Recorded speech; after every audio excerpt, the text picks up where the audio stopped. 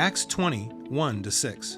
When the uproar had ended, Paul sent for the disciples, and after encouraging them, said goodbye and set out for Macedonia. He traveled through that area, speaking many words of encouragement to the people, and finally arrived in Greece, where he stayed 3 months. Because some Jews had plotted against him just as he was about to sail for Syria, he decided to go back through Macedonia. He was accompanied by Sopater, son of Paris from Berea, Aristarchus and Secundus from Thessalonica, Gaius from Derbe, Timothy also, Tychicus, and Trophimus from the province of Asia.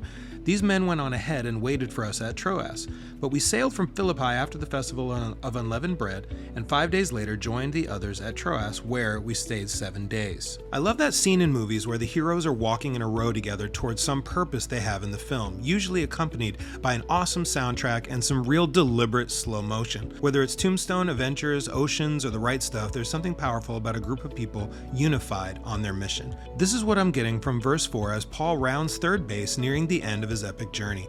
A major concern of Paul during this period was his collection for the Jerusalem Christians. All of the epistles written during this course of his third missionary journey mention this special contribution. Let me read a section from Romans 15 for you to see how clearly Paul is focused on bringing funds back to the home church. He says, "I'm on my way to Jerusalem in the service of the Lord's people there. For Macedonia and Achaia were pleased to make a contribution for the poor among the Lord's people in Jerusalem. They were pleased to do it, and indeed they owe it to them. For if the Gentiles have shared in the Jews' spiritual blessings, they owe it to the Jews to share with them in their material blessings. So after I've completed this task and have made sure that they've received this contribution, I will go to Spain and visit you on the way." This shows how clear Paul is focused on this contribution to Jerusalem. So you've got a big section of context here for the book of Acts. Now let's find out a little bit more about who Paul chooses to go with them to collect these funds. Sopater, Aristarchus, and Secundus are from the churches in Macedonia.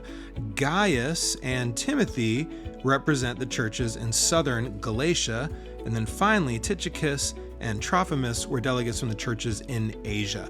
You see what he did there? He's got every church covered. They roll into Thessalonica and there's Secundus right there, one of them. Because asking for money is hard, but this takes the edge off. It's more like family siblings asking for help during a hard time. So when the Jerusalem Council concludes, Paul's memory in Galatians 2 is that the one thing he should remember is the poor. And it's most likely a specific mention to remember the poor in Jerusalem. So this collection delegation is on a cinema-style mission to make good on the promise of the Jerusalem Council to fund the mother church and to show the world that Jewish and Gentile Christians truly love and take care of one another.